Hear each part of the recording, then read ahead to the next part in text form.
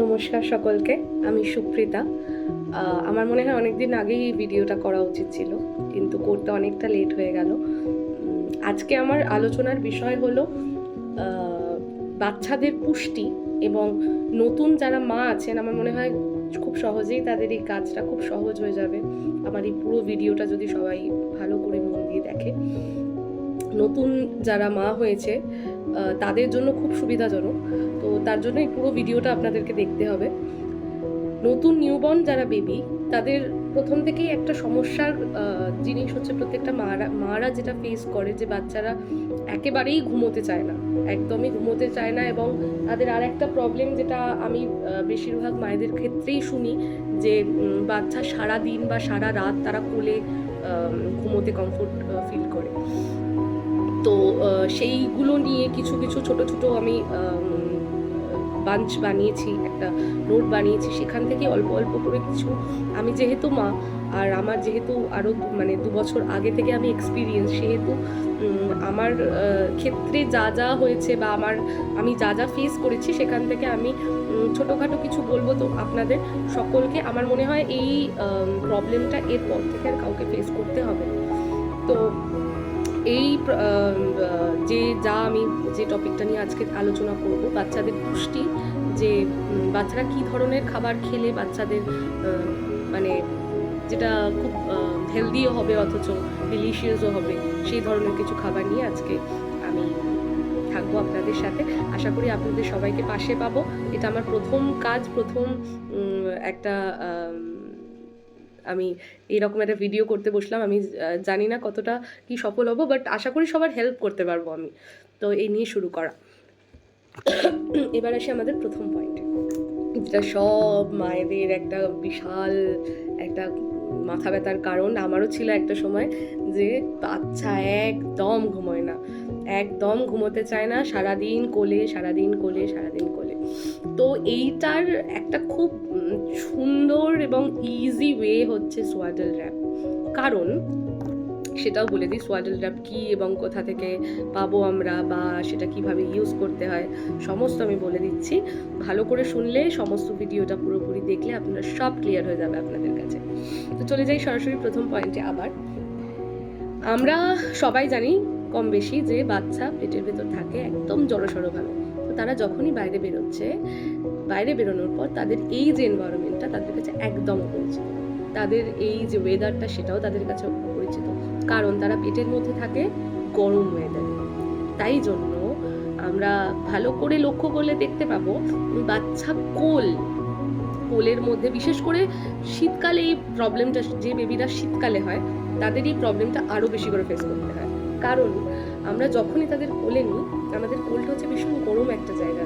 মায়ের কোল হোক, বাবার কোল হোক, যারই কোল হোক, কোলটা একটা ভীষণ গরম জায়গা। তো কোলে যখন নিই বাচ্চা, তখনই একটা গুটিসুটি মেরে শুয়ে থাকে। আমাদের কোলটা একটা গরম জায়গা, সেই কারণের জন্যই তারা গুটিসুটি মেরে শুচ্ছে এবং ইজিলি শুয়ে পড়ছে। এরপর যখন আমরা তাদের নিচে রাখছি, এই যে ছাড়া ছাড়া ব্যাপারটা, এই ছাড়া ছাড়া যেই ব্যাপারটা হচ্ছে, এই ছাড়া ছাড়া ব্যাপারের জন্যই কিন্তু তারা ঘুম থেকে উঠে যাচ্ছে, বা আটকে উঠছে, বা নড়ে চড়ে উঠছে, বা কেঁদে উঠছে। এটার এই একটাই উপায় হচ্ছে সোয়াডল র্যাপ, যেটা ইজিলি অ্যামাজনে অ্যাভেলেবেল, ফার্স্টক্রাইতে অ্যাভেলেবেল, হপস্কচে অ্যাভেলেবেল, সমস্ত বেবি অ্যাপস এখানে আছে। বা যে কোনো, বা কিছুই যদি না থাকে বাড়িতে, পাতলা সুতির কাপড়, আগেকার দিনের ঠাকুমা দিদিমারা জানবেন, বা বড় বড় নার্সিংহোমেও বাচ্চাদের এরমভাবে র্যাপ করে দেয়। সবসময় দেখবে শুধু মুখটা বেরিয়ে থাকে আর বাকি পুরোটা র্যাপ করে দেয়। এটার সায়েন্টিফিক্যাল কারণই হলো, বাচ্চা যখনই বাইরে বেরোয় তাদের ওই জড়তাটা তারা মিস করে, প্রাতি কথায় মিস করে, এবং ওই জড়তাটা যখন নিচে রাখা হয় তখন তারা পুরো হাত পা ছড়িয়ে থাকে এবং মাঝে মাঝে তারা ঘুম থেকে উঠে যায়। এইটার একটাই সমাধান, সোয়াডল র্যাপ। এটা গেল প্রথম পয়েন্ট। এবার চলে আসি সরাসরি আমাদের সেকেন্ড পয়েন্ট কি, আচ্ছা কোলে নিলেই চুপ, কোল থেকে নামালেই ব্যাঁ। এবার বাড়িতে প্রত্যেকে দাদি আছে, ঠাকুমা আছে, যারা আছে মা বাবা, সবাই প্রচণ্ড পাগল। কেউ বলছে পেটে ব্যথা, কেউ বলছে মাথা ব্যথা, কেউ বলছে কলিক পেন, কেউ বলছে পেট ভরছে না। তো নানামুনি নানা মত যেমন হয়, এটা প্রত্যেকের বাড়িতে হয়। কারণ সদ্যজাত বাচ্চা একটা যখন বাড়িতে আসে একটা খুশির মহল থাকে, সবাই তাকে নিয়ে অত্যাধিক মাথা ব্যথা হয়ে, যে মাথা ব্যথা ব্যাপারটা নয়, অত্যাধিক খুশি থাকে এবং ভাবে যে কি হলো বাচ্চাটার, যে বাচ্চা কোল ছাড়া হতে চাইছে না। এটার সাথে প্রথম যে পয়েন্টটা আমি বললাম সোয়াডল র্যাপ, এই সোয়াডল র্যাপ করে শোয়ালে বাচ্চা যেমন জড়সড় হয়ে থাকবে, তাতে তার মনে হবে যে সে মায়ের ওয়ার্মে আছে এবং সে কান্নাকাটিও করবে না। ফার্স্ট অ্যান্ড সেকেন্ড, আমরা মায়েরা ভীষণ ইজিলি অ্যাক্সেসেবল, মানে কাঁদলে পরেই আমরা কোলে নিয়ে নিই। তো এই জিনিসটা আমাদের মায়েদের ছাড়তে হবে, এবং এটা ছাড়লেই আমার মনে হয় খুব ইজিলি এই জিনিসটা আস্তে আস্তে ডে বাই ডে হ্যাবিচুয়েশনে মানে পরিণত হবে। যখন বুঝবে যে আমি কাঁদলে পরে আমাকে কোলে নেওয়া হবে না, আমি নিচে শুয়েই আমাকে খেলতে হবে।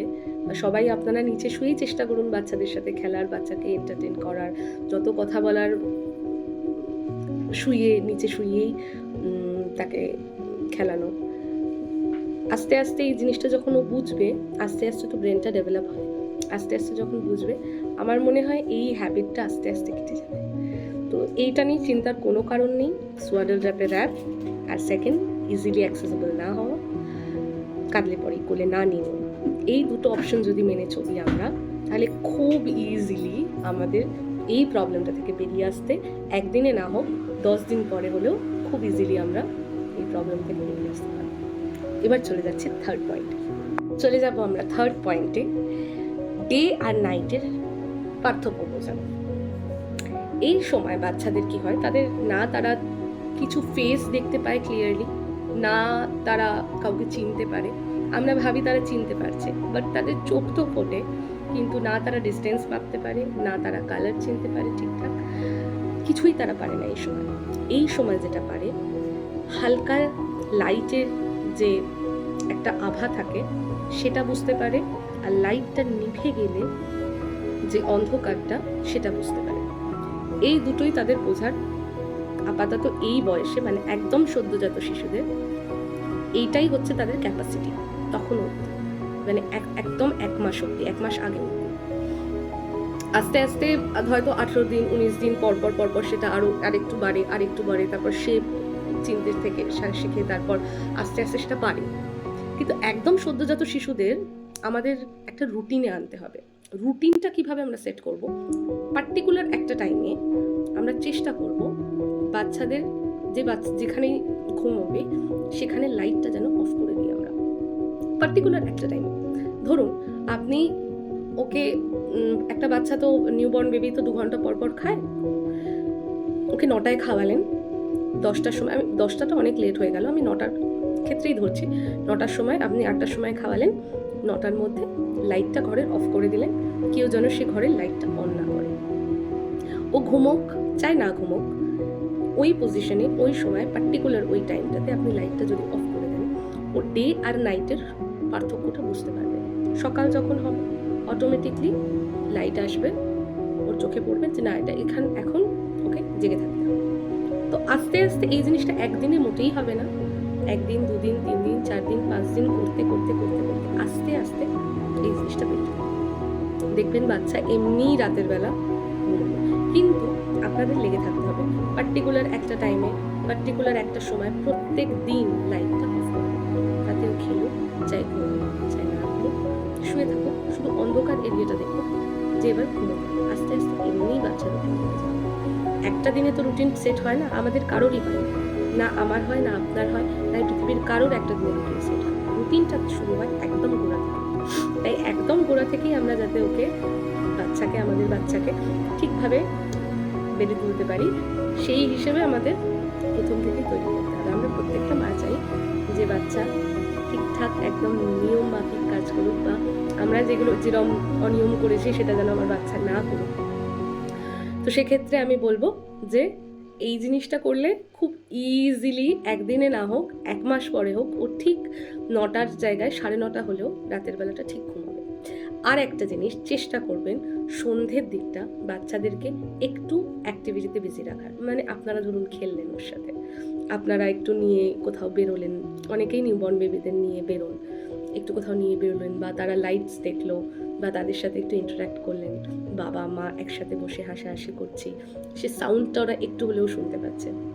তো এই যে ইন্টারাকশনটা, এই যে সময়টা, এই সময়টা ওকে জাগিয়ে রাখলে রাতের এই পার্টিকুলার টাইমটাতে যে ঘুমাবে, এবার ও টানা 2 ঘন্টা পর পর উঠে খাবে, আবার ঠিক ঘুমিয়ে পড়বে। এগুলো একটা নিয়মে ঠিক আস্তে আস্তে সেট হয়ে যায়।